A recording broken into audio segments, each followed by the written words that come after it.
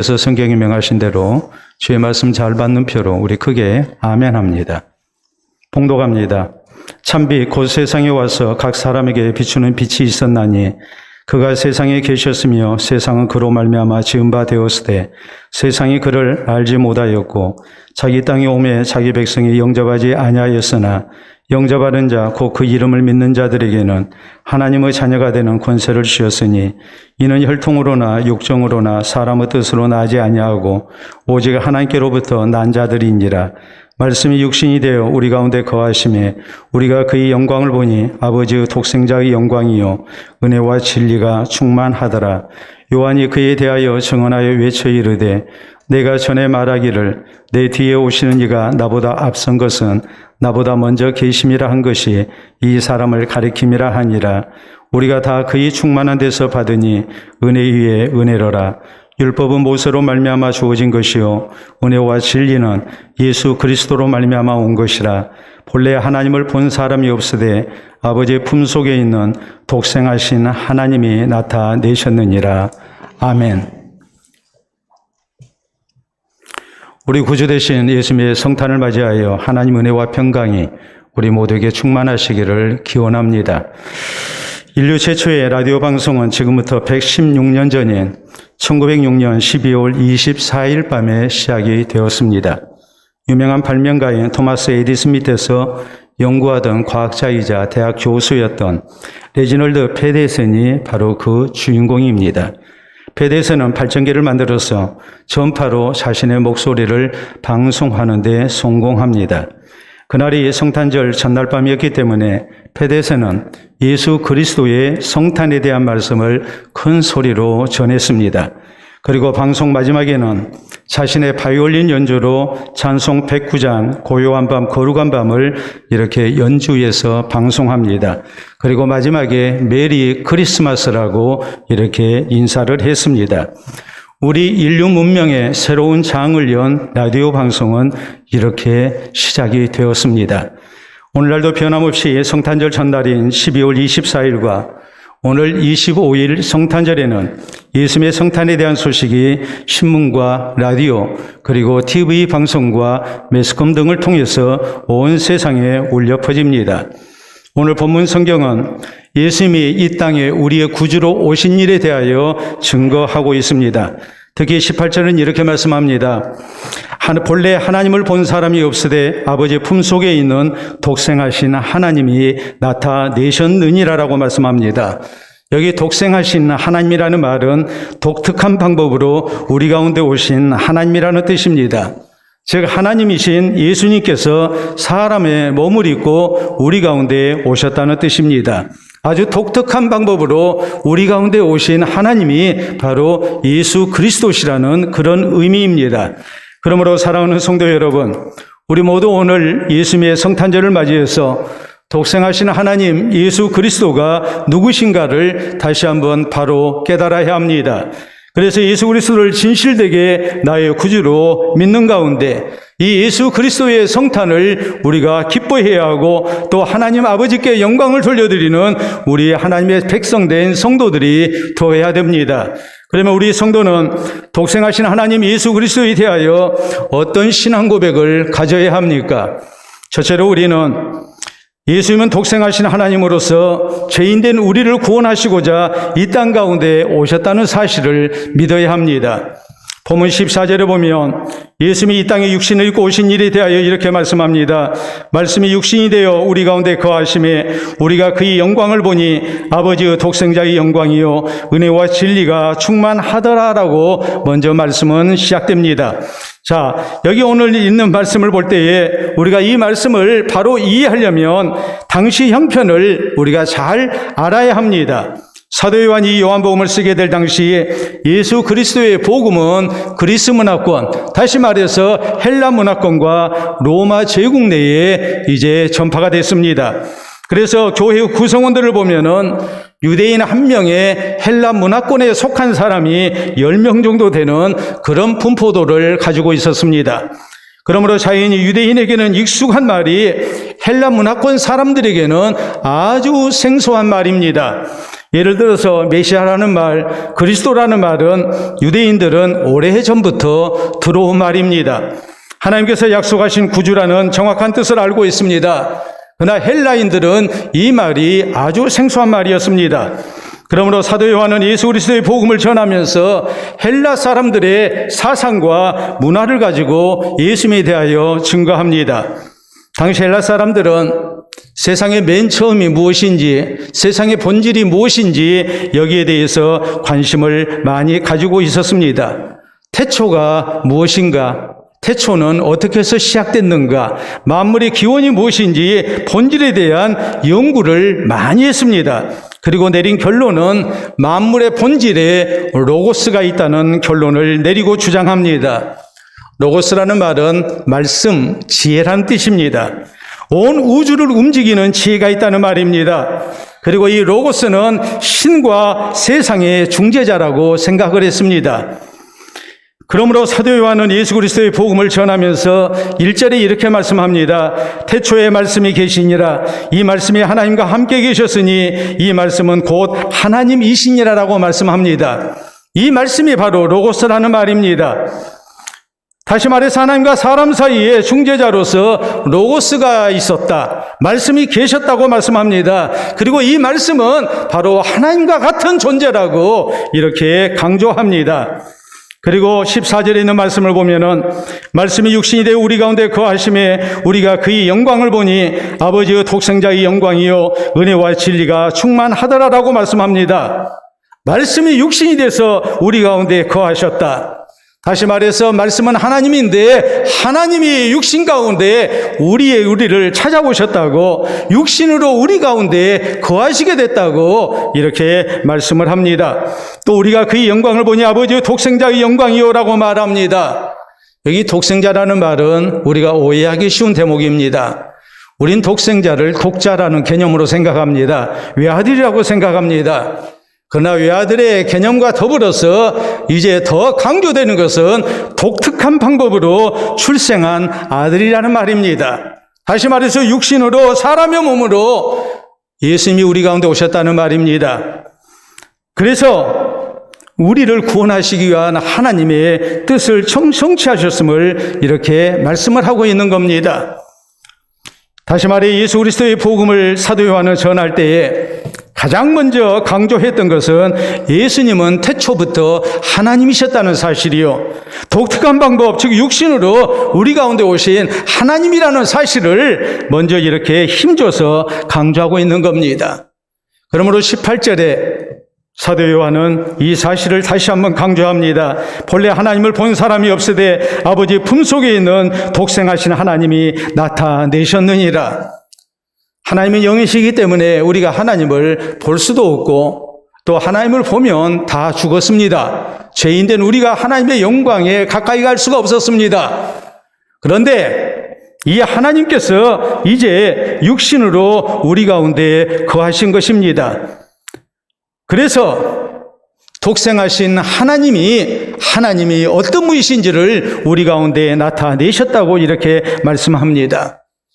15절에도 보면 요한이 그에 대하여 증언하여 외쳐 이르되 내가 전에 말하기를 내 뒤에 오시는 이가 나보다 앞선 것은 나보다 먼저 계심이라 한 것이 이 사람을 가리킴이라 하니라라고 말씀합니다.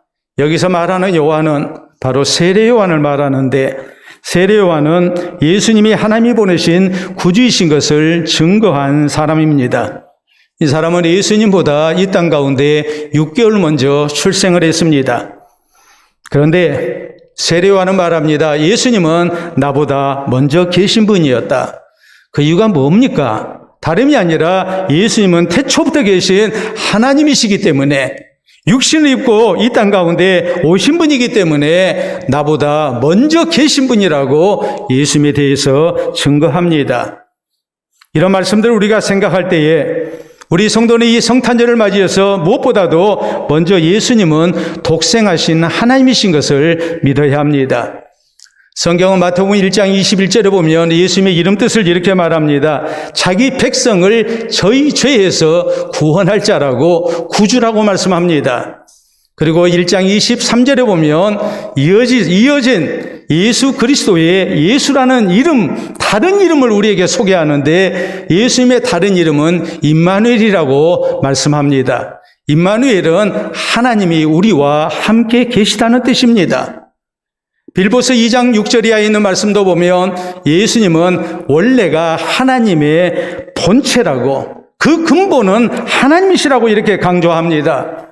그리고 죄인된 우리를 구원하시기 위해서 사람의 모양으로 오신 분이요, 십자가에서 죽으시고 부활하셔서 우리의 구주가 되신 분이라고 이렇게 강조합니다.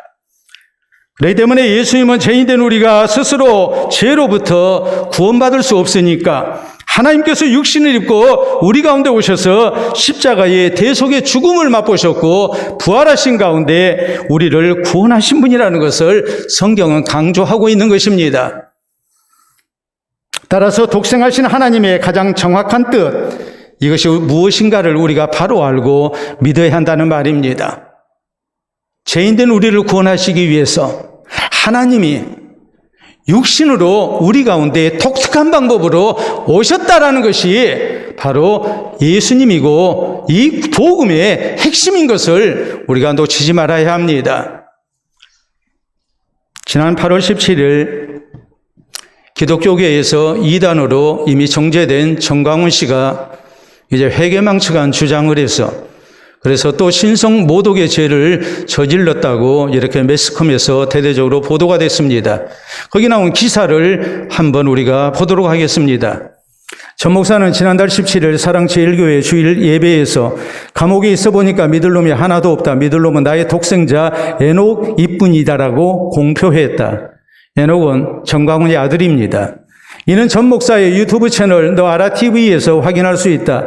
너아라TV가 녹화해 보여준 주일 예배에서 전 목사는 재개발 조합으로부터 보상금 500억 원을 받기로 합의했다고 전하면서 모든 대외 선교 사업을 자신과 아들 전 에녹 전도사에게 위임할 것에 대해 결의하면 두 손 들고 아멘할 것을 요청했다. 몇몇 신자들이 아멘을 외치자 전 목사는 야 참 성령이 충만해라며 미소를 지었다라는 기사입니다. 자신의 아들을 독생자라고 했습니다.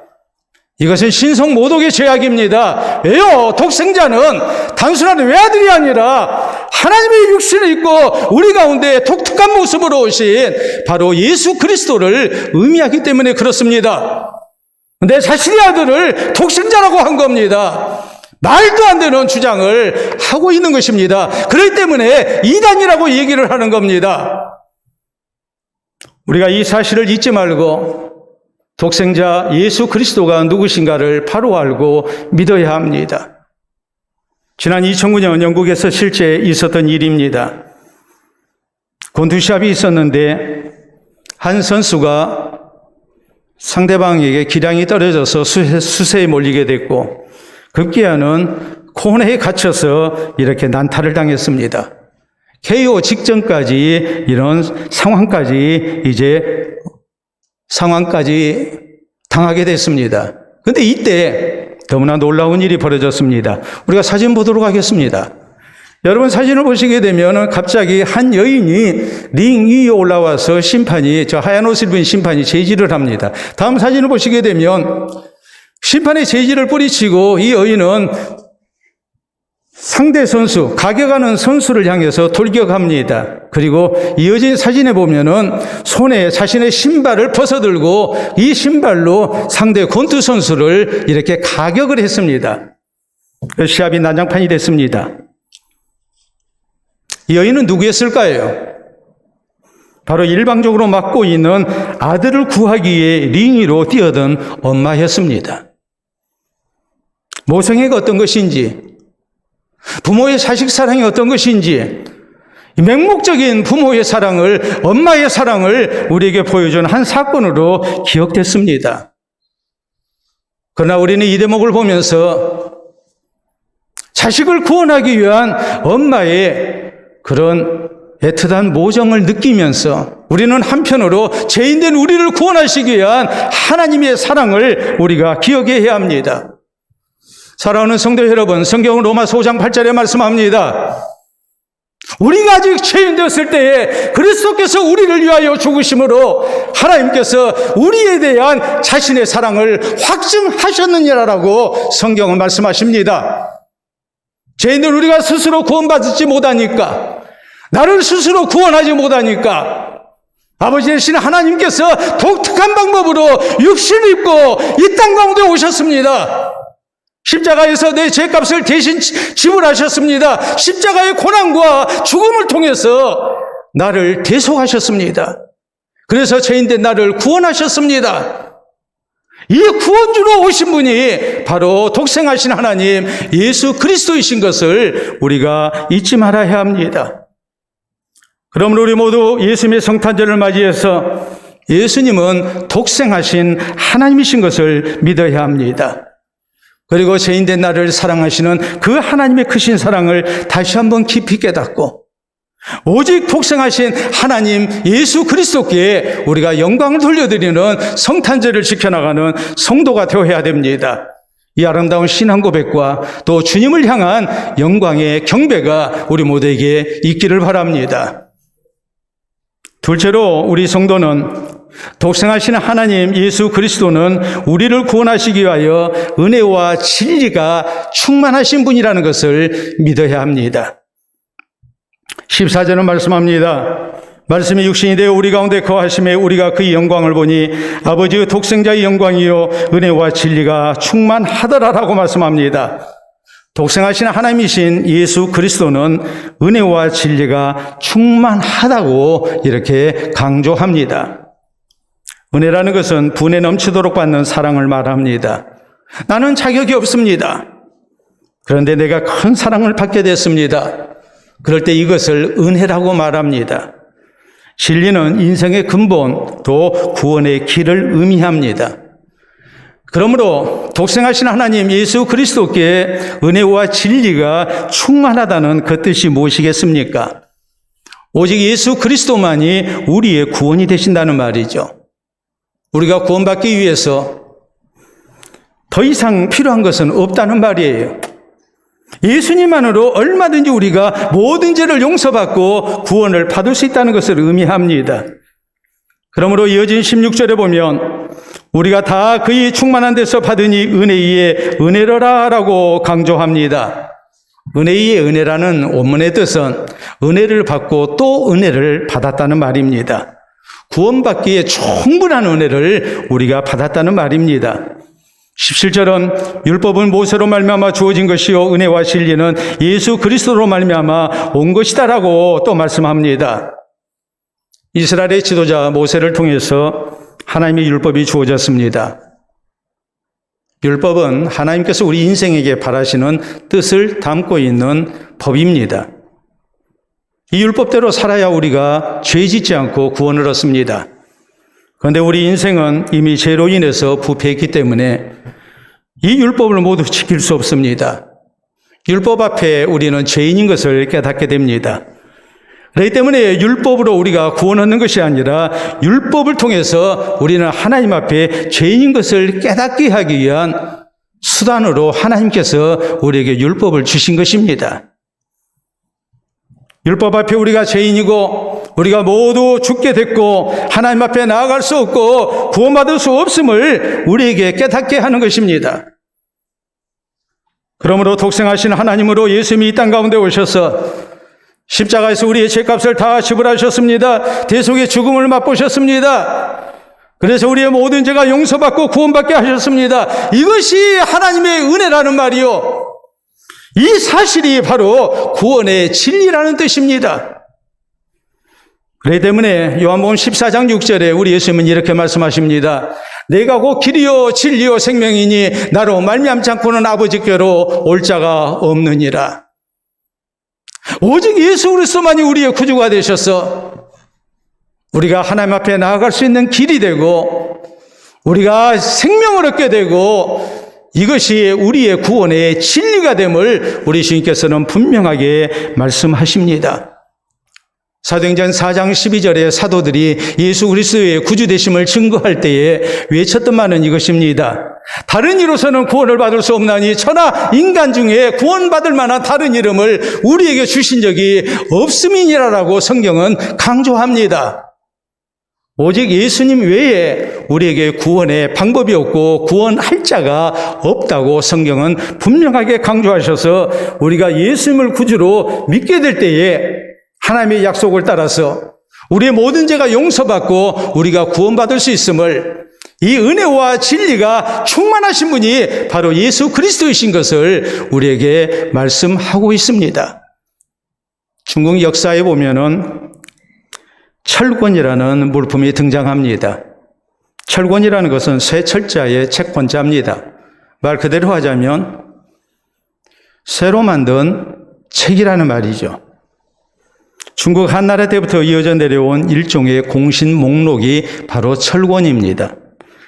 기와 모양의 철판의 공적의 내용과 함께 그 소지자와 후손에게는 죽을 죄를 범하더라도 대역죄가 아닌 이상 사형을 면해준다는 내용이 쓰여져 있는 것이 바로 철권입니다. 공훈의 크기에 따라서 사형을 면해주는 횟수의 차이가 있는데 보통 3번까지 사형을 면합니다. 어떤 경우는 공이 큰 대신에게는 10번까지 사형을 면제해 줬습니다. 그래서 이것을 가리켜서 또 다른 말로 면사철권이라고 말을 합니다. 벗어날 면자에 죽음 사자입니다. 사형을 면하게 하는 새로 만든 책이라는 말입니다. 이렇게 생겼습니다. 한번 우리가 사진으로 확인해 봅니다. 저 기와장 모양처럼 생긴 것이 바로 면사철권입니다. 그러나 이 면사철권은 항상 사형을 면하게 해주지는 않았습니다. 명나라 초대 재상이었던 이선장은 명태조인 주원장의 사돈이었습니다. 그는 으뜸가는 개국 공신이었습니다. 면사철권을 2개나 가지고 있었습니다. 얼마 후에 명태조인 주원장은 왕권 강화를 위해서 개국 공신들을 사정없이 숙청합니다. 사돈인 이선장도 예의가 아니었습니다. 가족 70명은 모조리 처형을 당했고 결국 자신은 자결을 하게 됩니다. 면사철권을 2개나 가지고 있었지만 자기의 목숨조차도 구하지 못했습니다. 또 다른 개국 공신이었던 만암사는 주원장이 숙부라고 부르는 한고향 사람이었습니다. 주원장이 그를 죽이려고 했을 때에 만암사는 자신이 가지고 있는 면사철권을 내세우면서 사면을 요청합니다. 그러나 만암사는 면사철권은 받았지만 면사철권을 가지고 있지 못했습니다. 왜냐하면 술집에 저당 잡히고 술을 마셔버렸기 때문입니다. 그래서 그것이 빌미가 돼서 만암사는 사형 집행 당하고 맙니다. 사랑하는 성도 여러분, 독생하신 하나님 예수 그리스도는 하나님께서 죄인된 우리에게 주신 면사철권인 것을 우리가 기억해야 합니다. 예수님을 나의 구주로 믿으면 그 누구든지 모든 죄가 용서받고 구원받을 수 있습니다. 예수님만 구주로 믿으면 됩니다. 더 이상 다른 것이 필요하지 않습니다.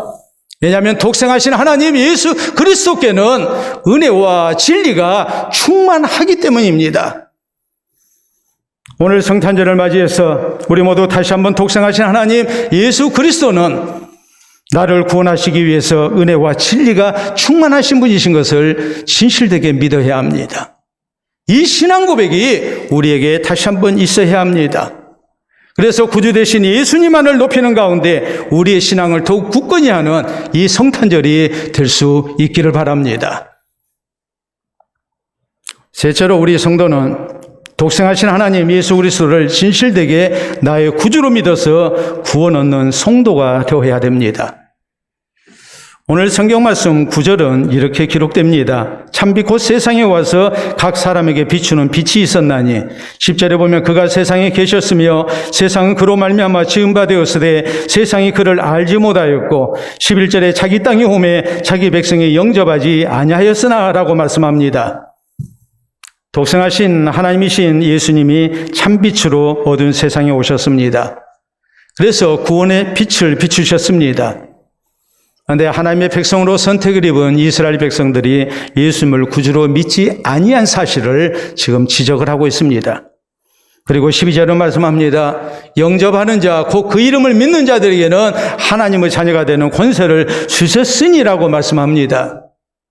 예수님의 이름 뜻대로 우리를 모든 죄에서 구원하실 구주로 믿는 자들에게 하나님의 자녀가 되는 권세가 주어진다고 강조합니다. 예수님을 구주로 믿게 될 때 우리가 구원받는다는 말이요, 하나님의 자녀가 되는 권세와 영광을 얻는다는 말입니다.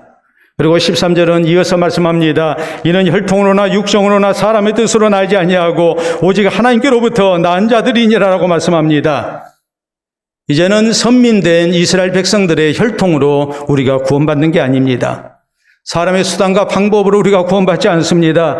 오직 하나님의 은혜로 우리가 예수님을 내 구주로 믿으면 누구나 구원 얻고 하나님의 자녀가 될 수 있음을 성경은 우리에게 강조합니다. 그러므로 요한복음 3장 16절에 보면 하나님이 세상을 이처럼 사랑하사 독생자를 주셨으니 이는 그를 믿는 자마다 멸망하지 않고 영생을 얻게 하려 하심이라라고 말씀하셔서, 하나님이 나를 사랑하셔서 이 땅 가운데 보내주신 예수 그리스도를 나의 구주로 믿게 될 때에 우리가 모든 죄를 용서받고 영생받을 수 있음을 강조합니다. 로마서 10장 13절은 말씀하시기를 누구든지 주의 이름을 부르는 자들마다 구원을 얻으리라라고 말씀해서 누구든지 예수님을 구주로 믿기만 하면 다 구원받을 수 있다고 우리에게 약속하고 계십니다. 그러므로 이 성탄절을 맞이해서 우리 성도는 다시 한번 독생하신 하나님 예수 그리스도를 진실되게 나의 구주로 믿고 고백해야 합니다. 그래서 구원 얻는 하나님의 자녀가 되는 영광을 얻어야 합니다. 지금 우리나라의 복음화율을 놓고 볼 때에 대체적으로 18%에서 20%를 봅니다. 국민 5명 가운데 1명 정도가 이제 그리스도인이라고, 명목상 그리스도인이라고 우리가 이렇게 분류를 합니다. 그런데 우리나라 지역을 놓고 볼 때에 유별나게 복음화율이 높은 지역이 있습니다. 그 가운데 하나 빼놓을 수 없는 것이 바로 강화도입니다. 강화도에는 대략적으로 절반 이상, 약 60% 가까운 사람들이 그리스도인으로 이렇게 알려져 있습니다. 그리고 교회도 굉장히 많습니다. 이 광화 지역에 가장 먼저 세워졌던 교회가 바로 교산교회입니다. 그래서 이 교산교회를 가리켜서 어머니 교회, 광화의 어머니 교회라고 얘기를 합니다. 가장 먼저 세워진 교회였고 이 교회에서 복음을 받은 사람들이 또 퍼져서 이제 광화도 구석구석에 복음을 전하고 교회가 세워졌기 때문입니다. 제가 4년 전에 이 강화도에 있는 교산교회를 찾아가서 사진을 찍어 왔습니다. 우리가 한번 보도록 하겠습니다. 여러분 보시게 되면 오른쪽에 있는 것은 이제 옛 예배당이고 왼쪽에 있는 것은 이제 새로 지은 예배당입니다. 저 예배당에 보면 자 한번 보도록 하겠습니다. 강화의 어머니 교회 1893년 창립 110주년 존스 기념 예배당. 그래서 2003년 11월 13일에 이렇게 강화 지역의 성교회에서 이제 예배당을 지어서 봉헌했음이 이렇게 이제 표시가 되어 있습니다. 그리고 다음에 보면 이 광화 지역의 복음이 어떻게 해서 전래됐는가라는 내용이 나옵니다. 존스 선교사가 복음을 전해서 그래서 이제 이 광화에 처음으로 믿는 자들이 생겨났고 그래서 교회가 세워지게 됐다는 그런 내용입니다. 그런데 여기 교산교회당에 가면은 교회당 언덕 올라가는 이 아래쪽에 이제 독특한 그런 형상이 세워져 있습니다. 그 사진은 바로 이것입니다. 여러분 보시게 되면 배가 있고 그리고 갓쓴 사람이 어떤 사람에게 세례를 베푸는 모습입니다. 자, 다음 사진 보도록 하겠습니다. 그 앞에 세워져 있는 이제 이 선상 세례에 대한 내용이에요. 자, 그래서 다음 사진을 보시게 되면 선상 세례에 대한 그 이제 당시에 있었던 사실이 이렇게 기록이 되고 있는 거예요. 이 내용을 보면은 존스 선교사가 이렇게 전도에서 제물포유사는 이승환이라는 사람에게 복음을 전합니다. 그가 예수님을 구주로 영접했습니다. 그리고 그의 고향 강화에 가서 자기 어머니를 전도합니다. 이 어머니가 예수님을 영접했습니다. 그래서 존스 선교사에게 세례를 요청했습니다. 존스 선교사가 두루마기와 갓을 쓰고 조선 사람의 복장으로 변장을 해서 강화에 은밀히 찾아왔습니다. 그러나 곧 발각이 되고 맙니다.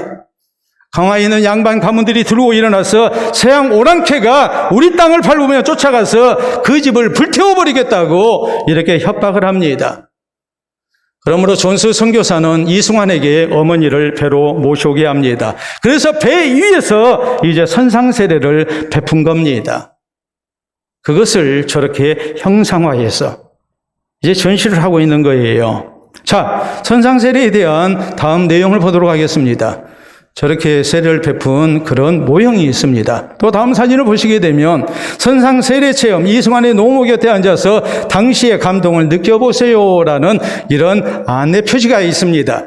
그리고 실제적으로 여기를 방문했던 사람들이 다음 사진 보시게 되면 저렇게 무릎을 꿇고 다시 한번 예수 그리스도를 향한 내 신앙을 고백하고 세례를 받는 그런 감격을 맛봅니다. 당시 어떤 심정으로 세례를 받았을까? 내 목숨을 걸고 내 모든 것을 걸고 예수 그리스도를 향한 신실대 신앙 고백 가운데 세례받았음을 우리에게 전하고 있는 겁니다. 그리고 그 감격이 우리에게도 다시 있어야 함을 우리에게 강조하고 있는 겁니다. 사랑하는 성도 여러분, 오늘 성탄절을 맞이해서 우리 모두 다시 한번 독생하신 하나님 예수 그리스도를 진실되게 나의 구주로 믿고 고백할 수 있어야 합니다. 오직 예수님만이 나의 구주이신 것을 믿어야 합니다. 예수님을 나의 구주로 믿어서 모든 죄가 용서받음도 우리가 믿어야 합니다. 내가 하나님의 자녀가 되고 또 천국의 영생을 얻을 수 있음을 우리는 진실되게 믿고 고백하는 성도가 되어야 됩니다. 그래서 하나님 기뻐하시는 모습으로 예수 그리스도의 성탄을 축하하면서 또 하나님께 영광을 돌려드리는 우리 모두가 될 수 있기를 바랍니다. 전주에 가면 경기전이라는 건물이 있습니다. 경사로울 경자에 더 기자, 그리고 정각전자, 궁궐전자를 씁니다. 이 경기전은 전주 이시인 태조 이성계가 조선을 개국하고 난 다음에 경사로운 터를 잡은 곳이라는 그런 뜻을 가지고 이제 세운 일종의 정각이요 궁궐입니다. 그리고 이런 궁궐을 짓고 여기에 태조 이성계의 어진을 봉안했습니다. 어진이라는 것은 임금의 얼굴을 그린 그림이나 사진을 얘기합니다. 일종의 초상화입니다. 그리고 어진을 모셔놓고 그 앞에서 제사를 드립니다. 그 외에 조선 왕들의 어진이 봉안되어 있는 것이 바로 전주에 있는 경기전입니다. 이 어진은 분명히 그림임에도 불구하고 진짜 임금 대접을 받습니다. 그래서 이렇게 말합니다. 일모 불이요 편시타인이라고 얘기를 합니다. 일모, 털끝 하나라도 틀리면은 일모불이하면 편시타인이다. 그건 그 사람이 아니다라는 말입니다. 그러니까 실물과 똑같이 그랬겠죠. 그리고 이 어진을 실제 임금으로 숭배하는 겁니다. 태조의 어신을 1872년 한양에서 전주로 현재 경기전으로 모셔왔습니다. 이때 무려 300여 명의 사람들이 동원돼서 7박 8일을 소요하면서 이제 한양에서 전주로 모셔왔습니다. 우리가 한번 사진으로 보도록 하겠습니다. 여러분 사진을 보시게 되면 저게 경기전입니다. 전주에 있는 경기전. 그리고 다음 사진을 보시게 되면 저것이 태조 이성계의 어진입니다. 저게 봉안되어 있죠.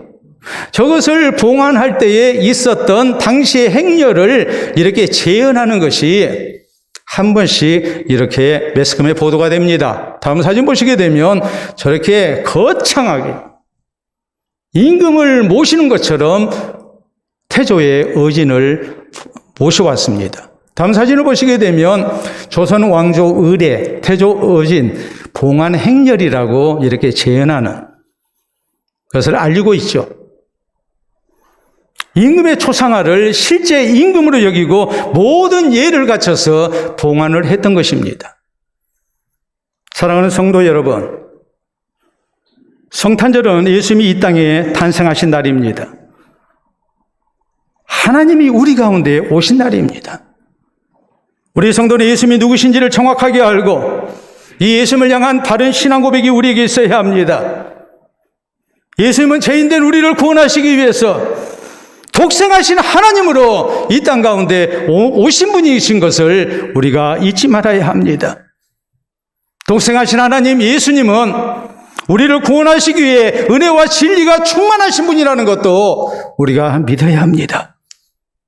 이 독생하신 하나님 예수 그리스도를 진실되게 나의 구주로 믿고 우리가 구원 얻고 주님을 찬양하는 성도가 되어야 되고 이 성탄절이 되어야 됩니다.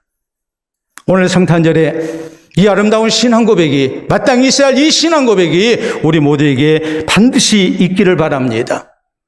그래서 구원의 감격과 기쁨 속에 오직 독생하신 하나님 예수 그리스도만을 찬양하며 또 예수 그리스도를 이 땅 가운데 보내신 하나님 아버지께 영광을 돌려드리고 또 주님과 함께 우리가 이 땅을 살다가 하나님 나라의 영생과 영광 가운데 들어가는 우리 모든 성도 되시기를 우리 주님의 이름으로 축원합니다. 우리 함께 기도합니다. 오늘 성탄절이 어떤 날입니까? 그저 하루 쉬는 날, 신나는 날, 선물 주고받는 날, 우리가 그렇게 생각해서는 안 됩니다. 죄인된 나를 구원하시기 위해서 하나님께서 독생하신 날, 그분이 바로 예수 그리스도이신 것을 우리가 분명하게 믿고 고백하며 나의 구주로 다시 한번 영접하는 날이 돼야 됩니다. 주님께 영광을 돌려드리는 날이 돼야 됩니다. 아름다운 신앙 고백이 우리 모두에게 있기를 바랍니다. 기도합니다.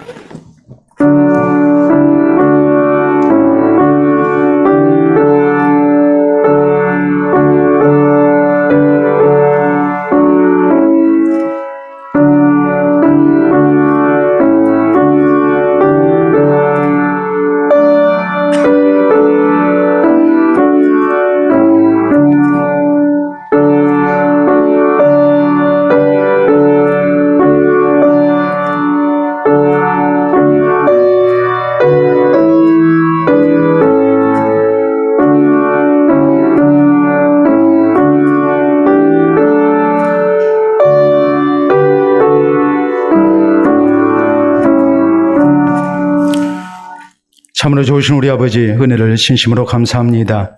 죄인된 우리를 구원하시고 하나님의 자녀되게 하시고자 신 육신을 입고 이 땅 가운데 오신 이 성탄절을 맞이하여 우리가 예수 그리스도가 누구신지 바른 신앙 고백을 할 수 있도록 말씀 허락해 주심을 진심으로 감사합니다. 죄인된 우리를 구원하시기 위하여 이 땅 가운데 오신 독생하신 하나님 예수 그리스도를 우리가 이 시간 진실되게 구주로 믿고 이 주의 거룩하신 은혜와 또 진리 되신 우리 주님의 약속을 기억하며 우리가 하나님 나라를 향해 나가기를 원합니다.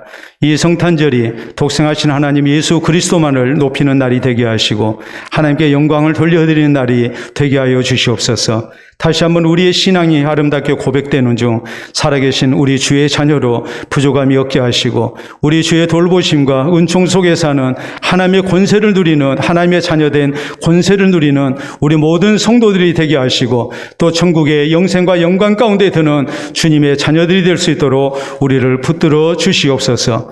이 성탄의 감격과 기쁨 속에 우리가 주께 영광을 돌려드리게 하시고 이 신앙 고백을 붙들고 우리가 평생을 신앙을 지키고 사는 성도들이 되게 해 주시옵소서.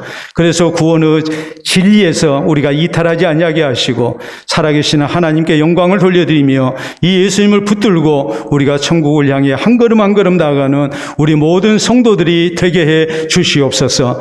독생하신 하나님 예수 그리스도를 또한 우리가 널리 증거하게 하시사 우리의 사랑하는 가정이 복음화되게 하시고 우리 이웃들이 함께 구원 얻는 가운데